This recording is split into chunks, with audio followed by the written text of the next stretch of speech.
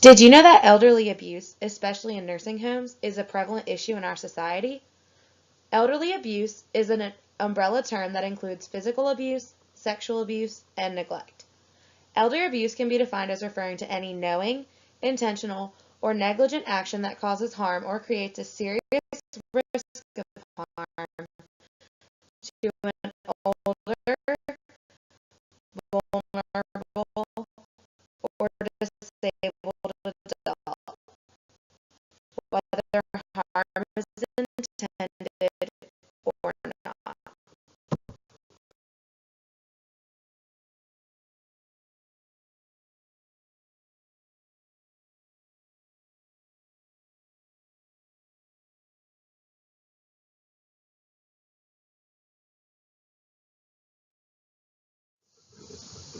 Social work is defined as promoting or restoring mutually benefit interactions between individuals and society in order to improve the quality of life for everyone.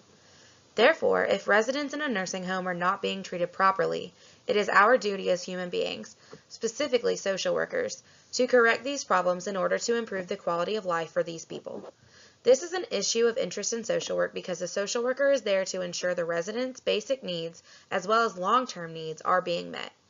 The social worker's job is to be the voice for residents who are not competent enough to make their own decisions, to ensure no abuse takes place and no one is being taken advantage of. Abuse of the elderly and children are the most common forms of abuse because the abused are often unable to defend themselves. The Senate Special Committee on Aging concluded that many physical and sexual abuse cases in nursing homes are not treated the same as similar cases elsewhere. Statistics show that less than 2% of nursing homes tolerated abuse and didn't report it. However, that means that 300 of the 17,000 nursing homes in America do accept abuse without reporting it. To help this issue, county social workers and their supervisors are expected to report the issues they see in these facilities.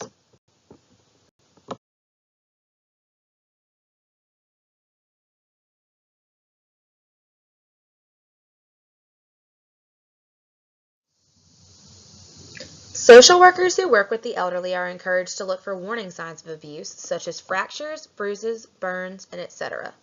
Most states have passed laws to address the problem of elder abuse. On the micro level, social workers check in on nursing home residents. By talking to nursing home residents, social workers develop a trusting relationship. If a social worker creates a bond with nursing home residents, they become an outlet for residents to report any negligent or abusive behavior in their living conditions. On the macro level, social workers are spreading awareness of these issues in hopes of encouraging anyone being abused or anyone who knows of abuse to come forward and report it. The more pressure social workers put on society, older living institutions, other social workers, and nursing home employees, the more likely people are to feel obligated to report misconduct. Adult Protective Services, otherwise known as APS, is one way to address these problems. APS can be defined as a social service program provided by state and/or local governments nationwide serving older adults and adults with disabilities who are in need of assistance. Essentially, APS is a public agency created to investigate and respond to abuse allegations of older persons. APS workers investigate abuse cases alongside of other professionals, such as medical professionals, law enforcement officers, firefighters, and etc. APS helps by assessing the needs of an individual and developing a service plan to maintain his or her safety, health,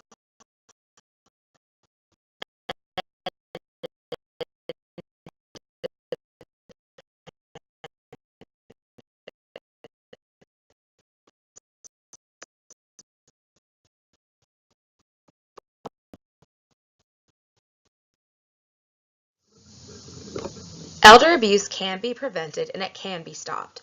If a situation is beyond the point of prevention, there are ways to catch elder abuse and end it. First and foremost, we must acknowledge what elder abuse is. We can't prevent something if we don't know what we're trying to prevent. The easiest way to ensure these awful concepts are known is through education and communication. If there is a strong social attitude with agreement that it is okay to acknowledge, talk about, look for, and report signs of elder abuse, it is more likely to be prevented and reported. If we promote the mental and physical harm that comes from elder abuse, it will be easier to recognize signs and easier for people to come forward and report these issues without fear or uncomfort. Respite care is a tool that could prevent or catch elderly abuse. Respite care is defined as temporary institutional care of a dependent, elderly, ill, or handicapped person, providing relief for their usual caregivers. If someone else cares for a resident, even temporarily, it might be easier to prevent abuse out of fear for another person noticing signs of abuse such as bruises, bleeding, and lack of treatments for minor cuts and bruises.